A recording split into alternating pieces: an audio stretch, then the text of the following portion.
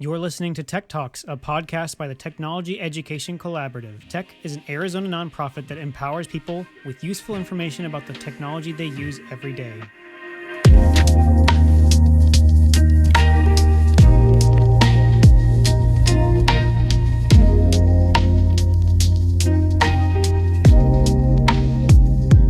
Today on our podcast, we have Jordan Andersen coming in from Australia. Is that right? Yeah. Awesome. Thanks so much for coming on to our show today. So today we are going to go through our usual format where we ask Jordan a series of questions like we normally do on Tech Talks. And then after that, we're going to have an interesting conversation about different mindsets we can use when we are writing software. And I am very excited about that conversation because just a few minutes ago, Jordan and I were having a little casual chit chat and we already found a lot of common ground. Without further ado, I'm going to give Jordan a chance to talk about himself here for a few minutes. I'll give him these questions and we will learn more about him. But first off, thank you, Jordan, for coming onto the show today. Yeah, thanks so much, Chuck. I definitely share your excitement. Really looking forward to this chat. Awesome. Yes. The first question that we got here for you is, what is your title or position? I'm a director at Hermit Technology, and Hermit Tech is a tech consultancy firm.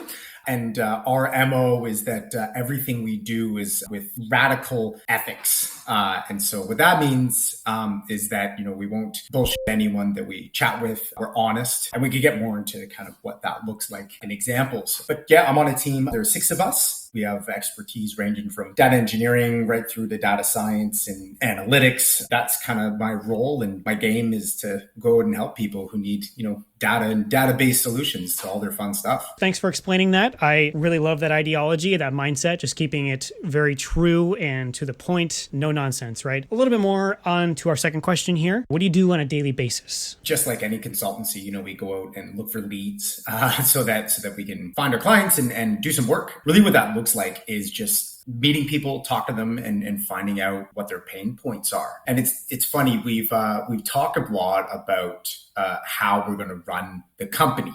We have a completely flat structure. All 6 of us are directors, so we trust one another with decisions. And you don't have to check with anyone because we all believe that we're going to act with each other's best interest and the company's best interest within our ethos. So yeah, it isn't like we go around cold calling. With all of that, on a daily basis, I focus on writing about my experiences. Chuck and I got connected through one of my co-directors, Nick Suresh.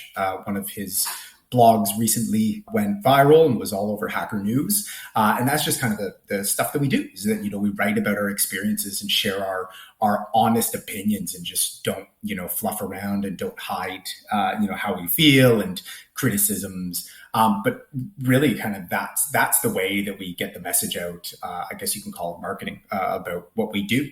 So that's kind of a big chunk we do in the day. I'm currently contracting for a government agency. And so, my 9 to 5 right now is actually filled up with providing kind of solutions architecture services. They've kind of scaled out of requirements, not out of choice, with their data and some of their products they're offering to different local governments. And so my role there right now, most of my day is setting up cloud pipelines and cleaning up some of their data science projects that they have, a few of their models. And I'm doing a bunch of data modeling to move them out of kind of a, I guess, individual data mart type approach with their database to a DIMFACT model. So yeah, very technical in the kind of what I do during the day. And it's all part and parcel with keeping my skills sharp. But also, those are kind of the services that Hermit Tech offers. Our next question.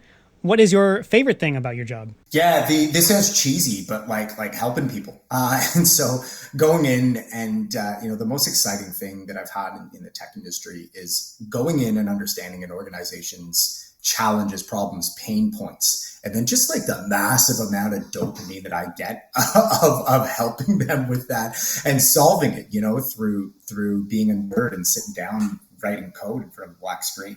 Yeah, I get such a drive out of making things better so that an organization can do the thing. You know what I mean? I come from recently I worked in healthcare in the data team there, developing different products, mostly on a database. My big role was making data more available to emergency department teams so that they could get a better understanding of what they're doing and how they're doing it. And so I had a great opportunity to work directly with emergency department nurses, doctors, and data teams. And it was just such a cool role that I sat in for that period of time, because like I stood on the floor when things go crazy in the middle of the day in the emergency department.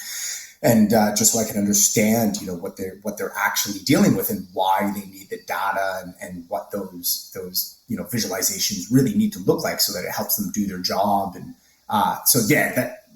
again, in a very cheesy way, I love helping people with the super technical side of things that we do in tech. I'm kind of the same vein. I write software because I love it and because I get a dopamine rush from solving problems that make my life better in turn. You know what I mean? And if I can do that for other people too, that's a win. Totally. And I think that's a big thing about, what we do in software engineering, data engineering, the whole bit, right? Like we get that big rush of dopamine and serotonin and, in a way that it's funny that's the selfish side of the work that we do.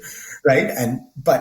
It's really cool when you can do that and you're not just another monkey, fixing a bug that someone created because it was, just poorly designed. It's really pushing things forward is such a fun way to get paid, right? Absolutely. Yeah. And, the job isn't always fun, right? It's not always the dopamine rushes. And in fact, there's days where probably things are rough. And that's kind of a good segue into the next question, which is what is your least favorite thing about your job? If you have any least favorite thing, or if you don't really have any complaints, what are things you think could be better? Oh, chat, don't worry, I got complaints. And I touched on it, it's just like any other developer, it sucks to have to debug someone else's code that's, either was poorly designed, rushed to put together, whatever the reasons were, but, going through somebody's uncommented, just elephant graveyard of lines and stuff like that. I think, all of us share that disdain. I'd actually probably have to point to the thing that I dislike the most is kind of why we started Hermit Tech. And it's just the systematic waste of time, money, and other resources. And that other resources, the most precious one is, just the souls of people in tech shops, right? I'm sure that, all of us have had that experience where you work somewhere where a manager is breathing down their neck. They're going on and on about burn velocity and sprints and, how many story points we're getting through. And, that becomes a focus instead of doing good technical work with high fidelity and strong data integrity, right? When the latter takes a back seat because we just got to get it out in the next 2 weeks sprint, that type of philosophy and pressure, right? And the frustration that comes along with it. Like I said, that's really where Hermit Tech, I guess, was the impetus to actually get us all together and doing the thing that we do, is that we've experienced all that. And again, a bunch of us had experienced the great sides of being a developer, but it's just the frustration of watching these organizations getting sold on the worst ideas ever. One of the big companies would come in, like working with KPMG, Deloitte, or any of the other big firms, is that there's this excitement of a project and strategy. And then when the rubber hits the road, you get, a bunch of kids who are 18 months out of graduating college that, your organization is forking over thousands of dollars a day for this thing that just doesn't have any governance or control. And so then as in-house talent, you're stuck with this just absolute heaped pile of something, right? And so that's absolutely the most frustrating part, because then, again, the in-house talent is demanded that they make this thing fitting a square piece into a round hole. It's just that type of, interaction and transaction throughout the tech industry, and not just tech industry, like across industries, but with tech and digital assets.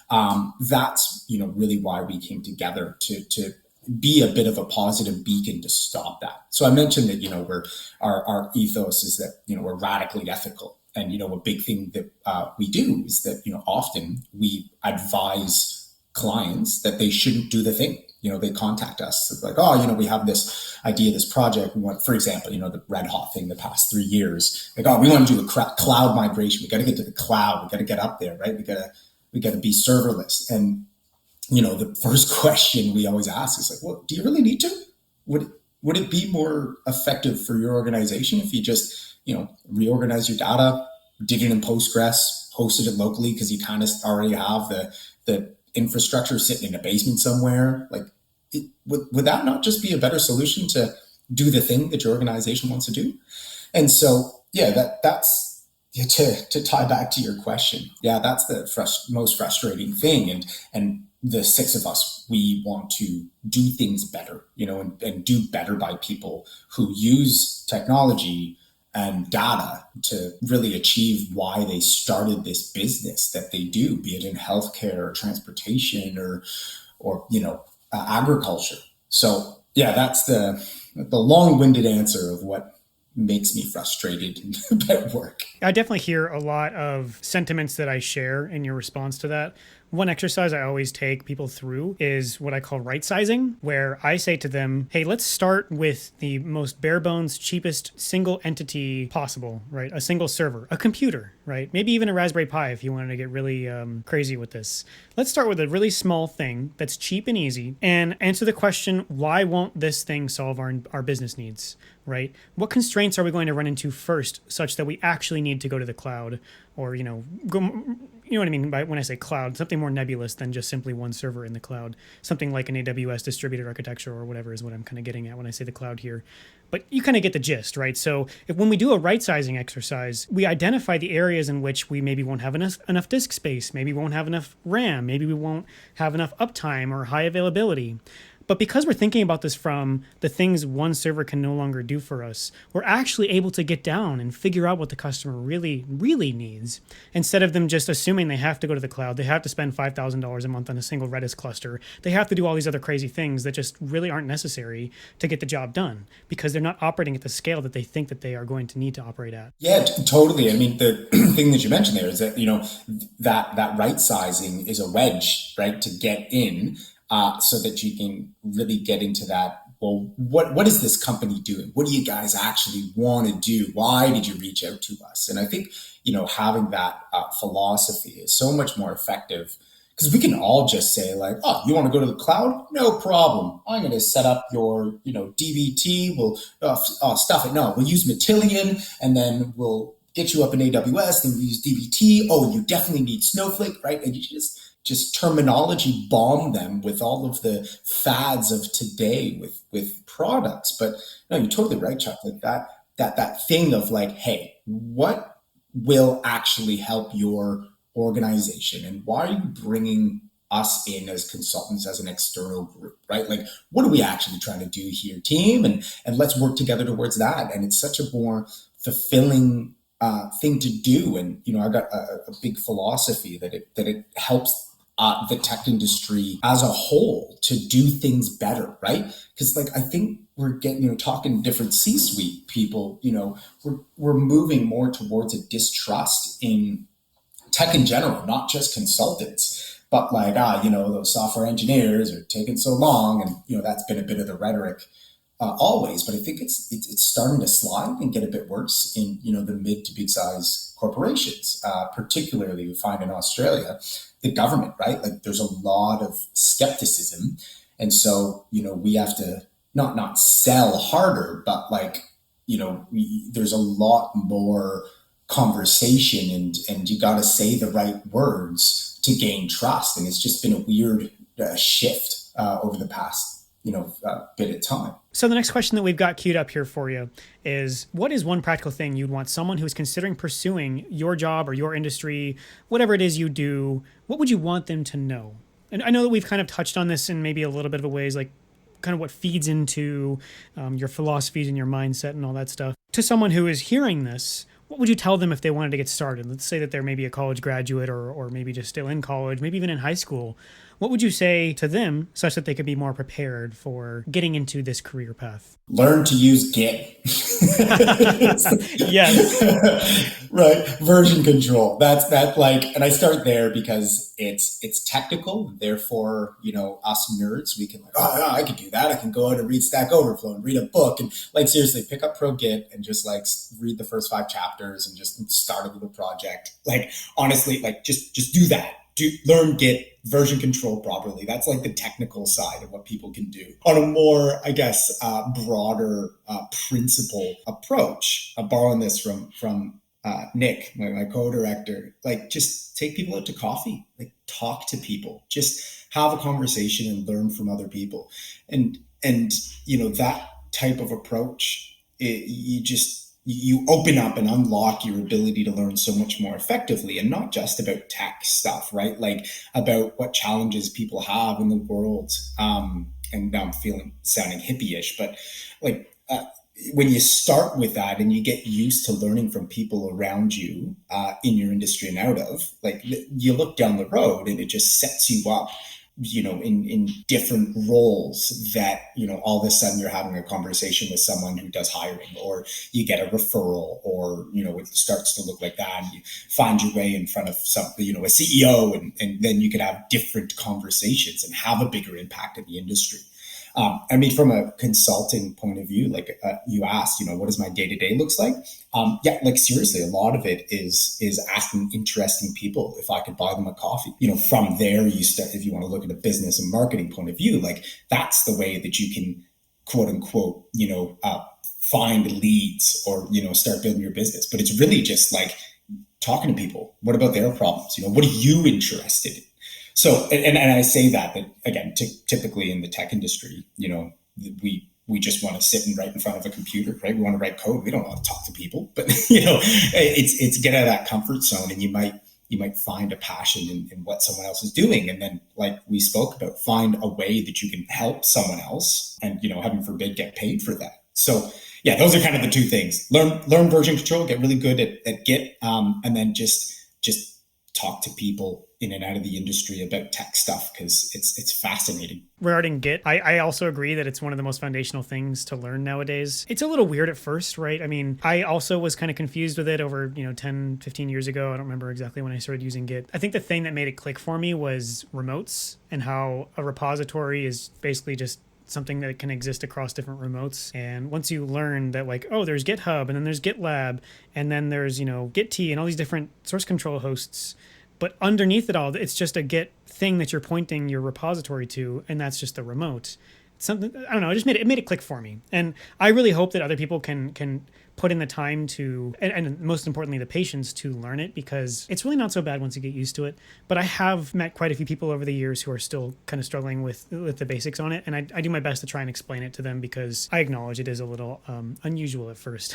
Yeah, totally. And like, look, just I mentioned before, like learning a new thing, any new thing, like just get a pet project that you want to tinker around with and do that. Or, if anyone's listening and they're, let's say a few years into the industry and you're thinking like, oh, I don't have time, I don't want to be in front of my computer at night or on weekends, like just do it at work, right? Like convince your IT department to allow you to install Git, and just whatever you're working on now, just start version controlling it, right? That's just the best way to learn a new skill, right? Because I totally agree with you that, I've worked with people who've been in the industry for 15 years, and, in a way I empathize with them. If you got kids or grandkids and you're looking at it like, I don't want to learn a new thing. I know how to write SQL and I get paid, so why would I do anything different? And so, there are going to be a few barriers to that. Totally get it. But yeah, like if you want to learn, just start doing it. Those are the main questions. We've got one final question here for you. What would you like to share with those who are listening currently? What are you working on? What passion projects? What are you involved in? Anything you want to share? I know we've discussed a little bit about your consultancy, your firm, and some of the ethos behind that. But is there anything else you'd like to share? In terms of the practical stuff, we Chuck and I, we spoke before we started recording about Hetzner, and exploring different platforms, different tools that are not, the big three, that are not Azure, AWS, and GCP.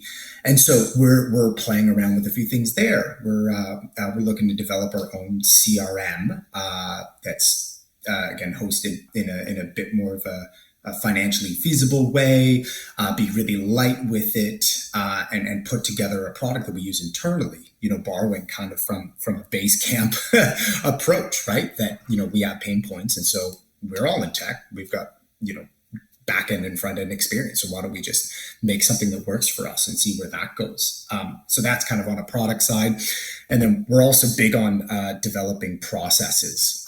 And so, I hate the corporate term, ways of working, but really I'm up in the Gold Coast area in Australia, and the rest of the team is down in Melbourne.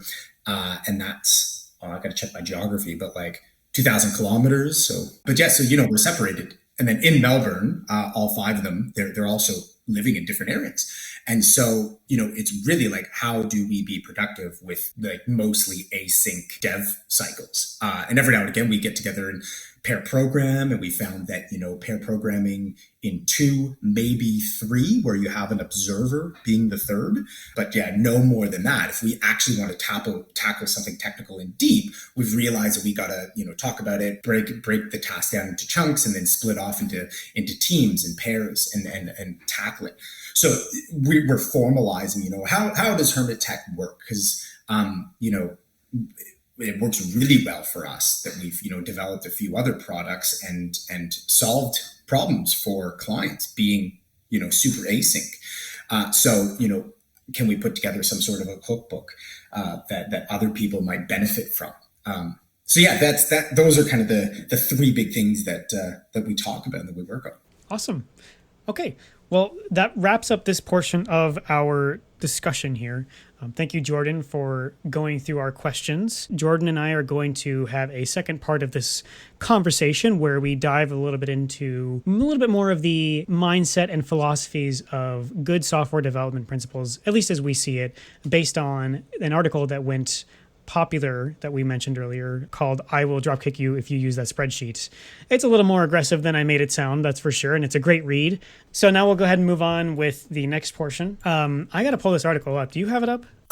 So it depends on which one you're talking about. The I will drop kick you if you use that spreadsheet or use spreadsheet again. That was an older one that Nick wrote, but it's still got a lot of positive feedback. The most recent one that dropped at the end of June was I will pile drive you if you mention AI one more time or something along those lines. Yeah, it was so good, and we laugh about it.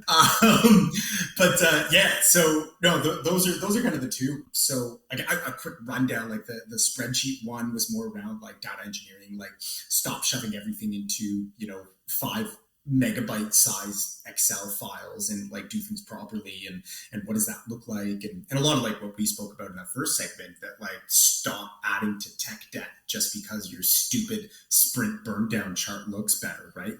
Let's do things properly. So that's kind of that one. And then the I will pile drive you if you mention AI, that was, God, it was so good. It's just the culmination of conversations we've had over the last year of just CEOs getting absolutely sold on bullshit, right? And just crap products that, just because you use AI, it doesn't mean that you're doing anything useful you're just wasting money.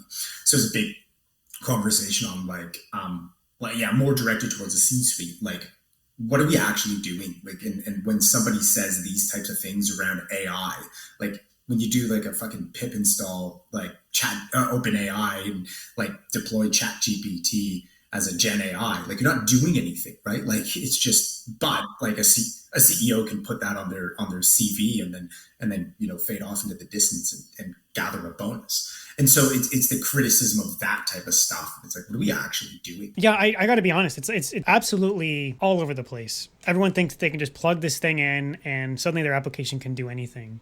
I even had this thought for a little while at first. I wanted to create something that would summarize your Git commits, right? And so I thought, well, hey, this thing's a large language model, right? So I should be able to pass in a diff patch of all the commits I did on a certain, basis, and it should be able to understand this. And so I passed it through 3 or 4 different production large language models, Claude, GPT-4, and I think a few variants of Claude.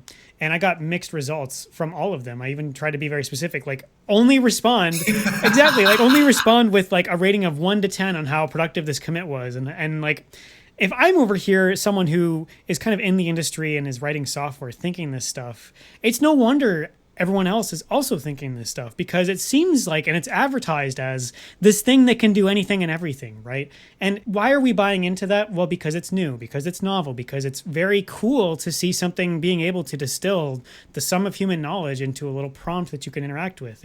It's undoubtedly cool, but at the same time, I think people think, or are rather being told, that it can solve all your problems. What are your thoughts on that? Is that kind of your perspective as well? Oh, yeah, 100%, right? Like exactly like you just described, like this Gen AI thing, like, we're going to get AI and it's going to solve our problems. But no, you're totally right, man. And I totally agree. Like, oh God, Nick and I, we were at a conference last year, and it was a tech conference, and it was really cool networking opportunities. And so during one of the events, it was actually Nick, he got chatting with this group of women from an e-commerce company. And somebody somewhere had sold them on this idea, and they like carried it, right? Because they were great at what they do. We talked to them about marketing when we sat down with them. We were talking about their marketing, and they're just so good at selling stuff online and like what they need to consider and taking care of their customer. Like, they were so good at that stuff. But you don't have to be a software or a data engineer or a data scientist to do that, right? And so somebody had sold them on this idea that, AI is going to solve all of their technical problems. So the first interaction, one of these women had met Nick, and Nick was like, I'm data science by trade, and this is Hermit Tech, and this is what we do. And she was like, oh, great. Like, we are going to get AI to set up and do our analytics. It is going to solve our analytics problems, and we're just going to get AI to do it, and it's going to be great. And like, you totally empathize with this woman who's so good in, kind of the tech industry, because they are e-commerce, but you empathize with her so much. Be like, oh, who lied to you? Like, who put up these smoke and mirrors, right? And so it was funny. That was on like day one. And so like Nick met, I guess one of their like high level managers, or maybe she was in the C-suite. And then like eventually, like the two of us got introduced to their team of 3. And Nick was like, oh, look, like, we just need to sit down to lunch, and like, we got to have a chat. And so like we right there very easily could have just sold them on like, yeah, definitely, we will set up a Gen AI product package, use some fancy terms that, they didn't know that all they needed to do was import, OpenAI. But so like, we could have just done the snake oil and sold them on whatever, and like, we would have made money off that. But like I've been saying, like, Hermit Tech, we're radically ethical. Like, we're not gonna lie. And so Nick and I sat down to lunch with their team, and we just had a conversation. We're like, look, this is what kind of data, generally what data science is, like, this is what supervised model training looks like. You can do this unsupervised model training thing. And, those are just kind of 2 models.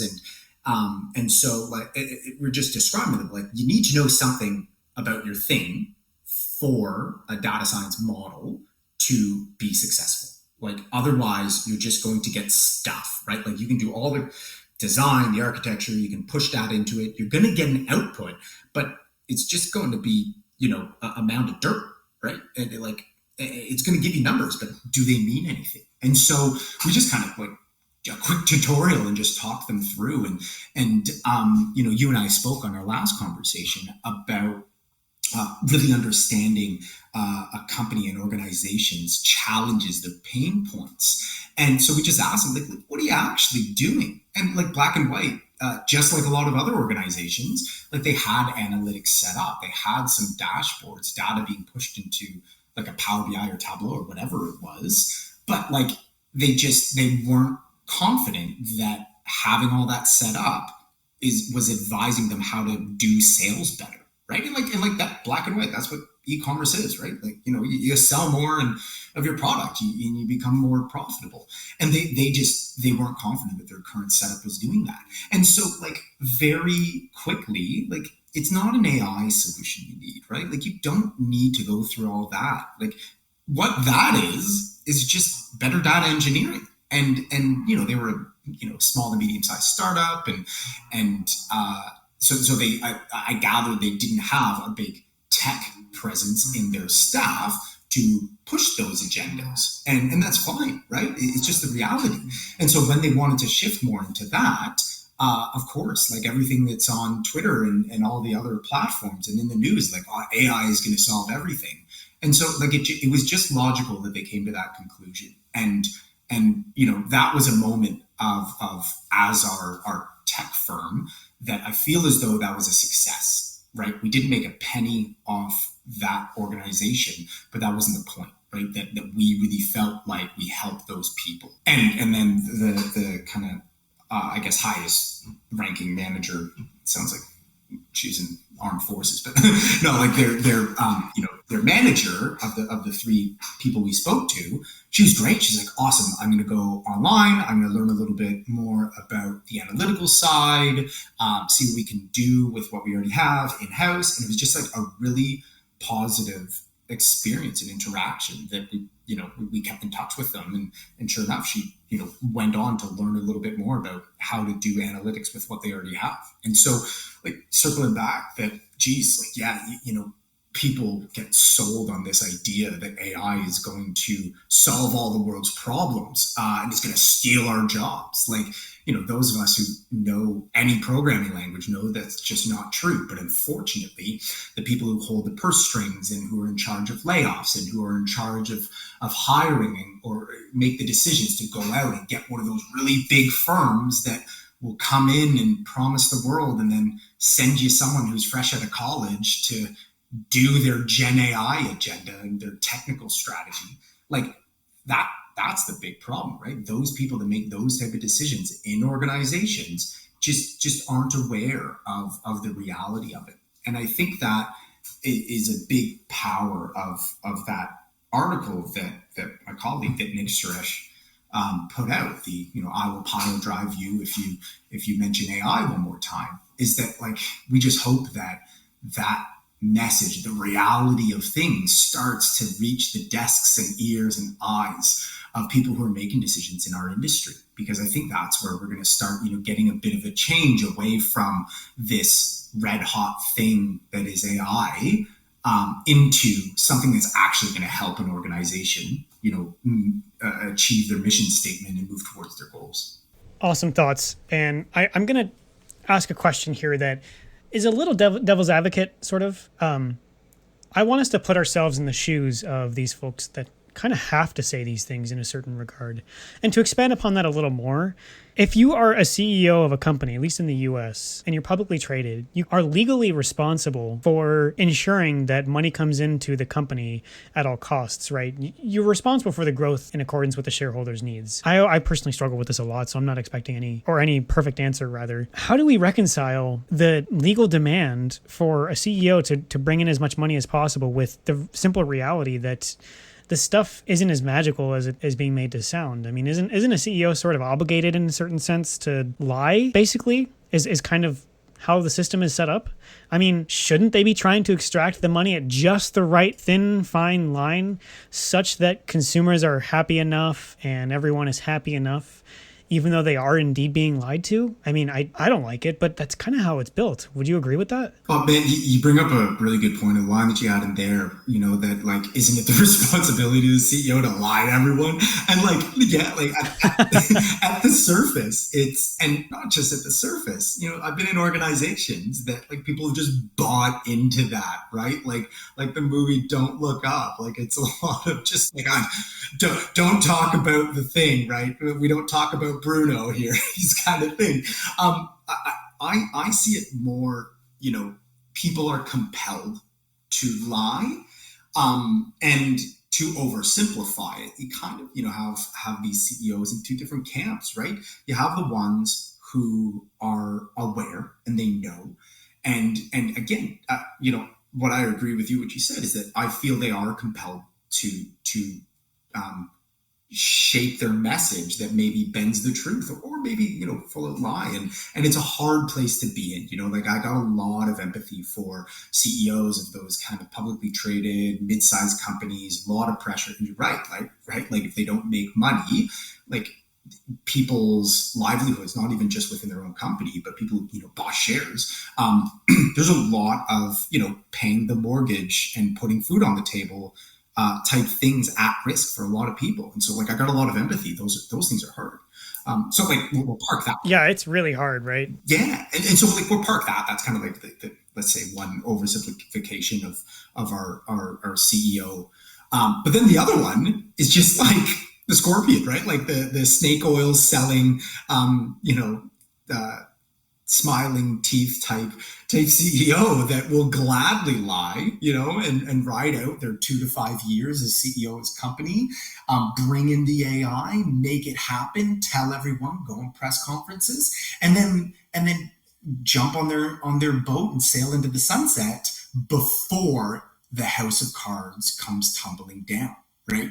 And like, I've seen it before I joined Hermit Tech, and then definitely, a big offering we have is to be PG about it. We unscrew the migration, right? Like, we go in and we fix the mound of garbage that's been left by previous C-suite and previous consultants. And, we go in and we're like, all right, well, like, we can dismantle this and fix it for your organization so you don't go under. But yeah, like, there's definitely that second archetype of just like, great, do the Gen AI, import OpenAI, make the thing happen.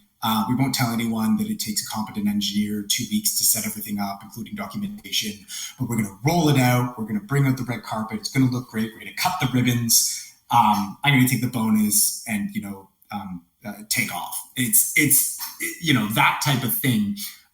Again, we spoke in our last conversation about how Hermit Tech, we do radical things radically ethically. Like, we just not interested in working with organizations that have that latter flavor, right?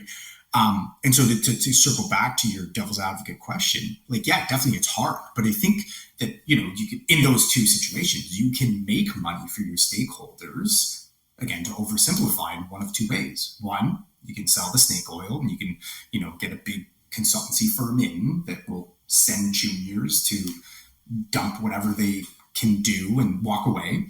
Or the former CEO who's aware and does have to play the game, you can, hopefully that CEO has a better understanding of the needs of their organization. And that's the person we like sitting down with, to like really understand their pain points and get a full appreciation of what their business is and how we can help their bottom line by, automating stuff to remove manual work so that those same staff members, they don't get laid off, their time and brain power is freed up to do more effective things. Like a client that we were talking to, they'd highlighted that they do so much manual transfer, like copying rows and columns from this spreadsheet into that one and then push it into that software.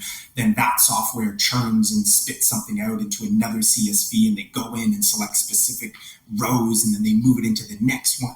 And so, like, all of that, yeah, we can automate that. Hermit Tech will go in and automate that so that those people that do the, Control C, Control V, instead of doing that, they can be refocused on their analytical work and do the creative stuff so that that company can serve their clients more effectively with what they actually do, right? Like, they don't, like, their MO isn't to copy and paste. Their MO is to provide deep insights that are valuable to their clients from the data that they receive. And so that again, going back to your question, like, well, how do you make money? How are you responsible to your stakeholders and being publicly traded?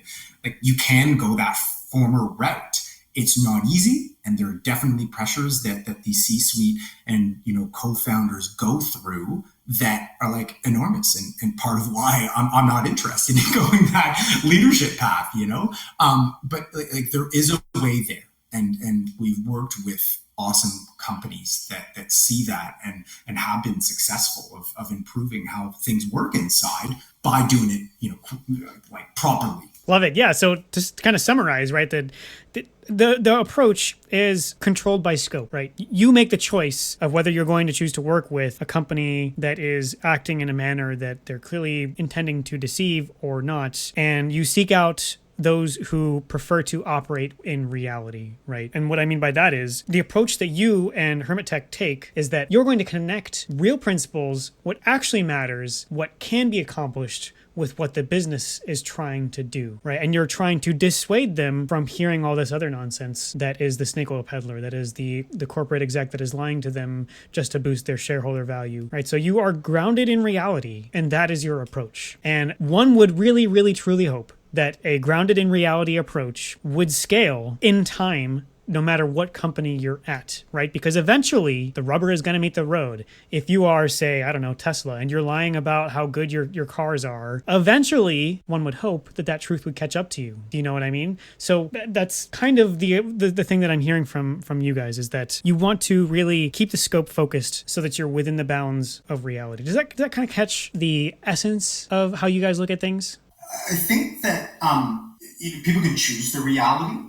And so truly, like some people's reality is consciously or unconsciously is to peddle that snake oil.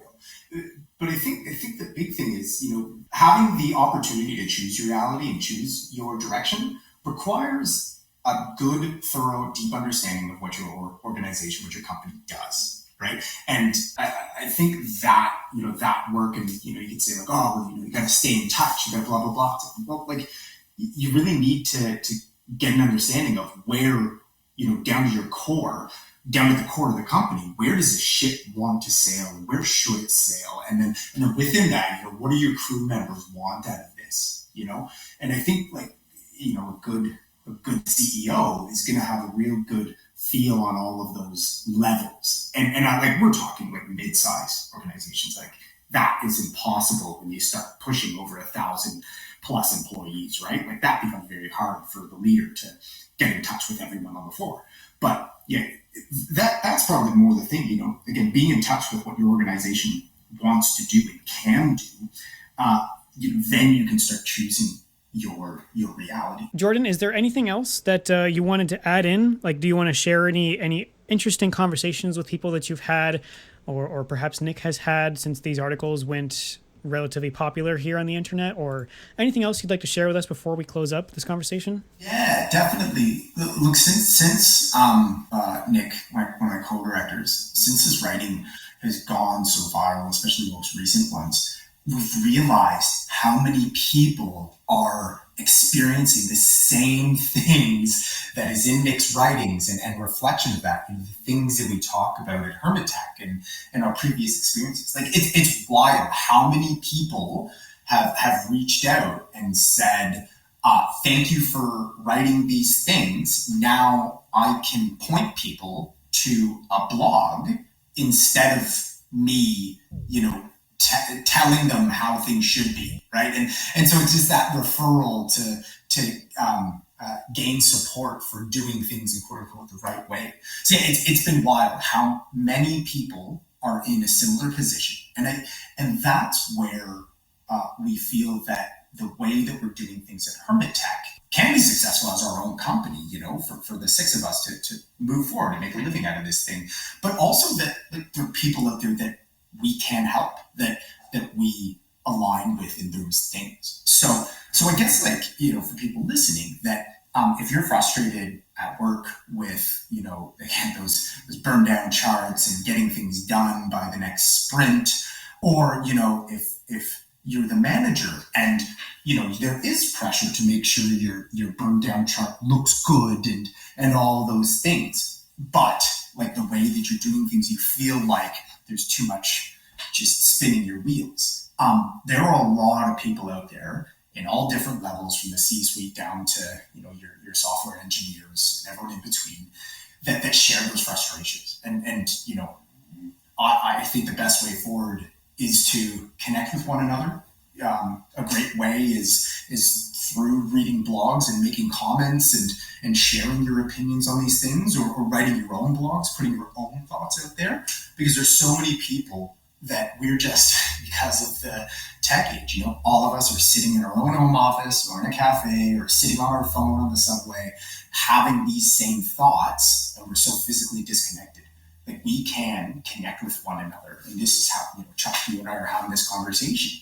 So I guess like a parting message or remarks is that, like, get out there proverbially on the internet, read stuff, write your own stuff, publish it, put it on, even if you want to do it on LinkedIn, whatever, like, get your thoughts out there. If you feel like they're going to piss someone off, that's okay. Because if it's frustrating to you, there are enough people in this world that somebody else probably has a similar opinion. And, if you're moving towards a better way of working in tech that's less frustrating and less soul sucking, like, I think it's a good thing to be mentioning or explaining how frustrated you are about these different things. Because I think there we become to an understanding, and then we can start making a plan of doing things better in our tech industry. Well said. Did you guys get any hate mail for anything that you guys have posted recently? Like the AI post, I'm guessing, had some interesting responses, I imagine? Yeah, man. Just like go on Hacker News, have a look for the blog. I'm trying to find the best way to find it. Anyway, Chuck, if you link to the blog, like, have a look. The comment section is just awesome, on fire. And even Nick, like at the top of his blog, he's got posts of reviews, and there's a link to all the reviews, and he just grabs like a bunch of the hate mail and he posts it as his own reviews. Really? Yeah, it's so good. That's amazing. So yes, if you want a good chuckle, or if you hate all of these ideas and you want to be around people that have the same feel as you, like, don't worry, like, Nick has posted a link to them on his blog. So go have a look at those. It's good. Cool. Well, thank you so much, Jordan, for your time. It's really been a pleasure talking to you.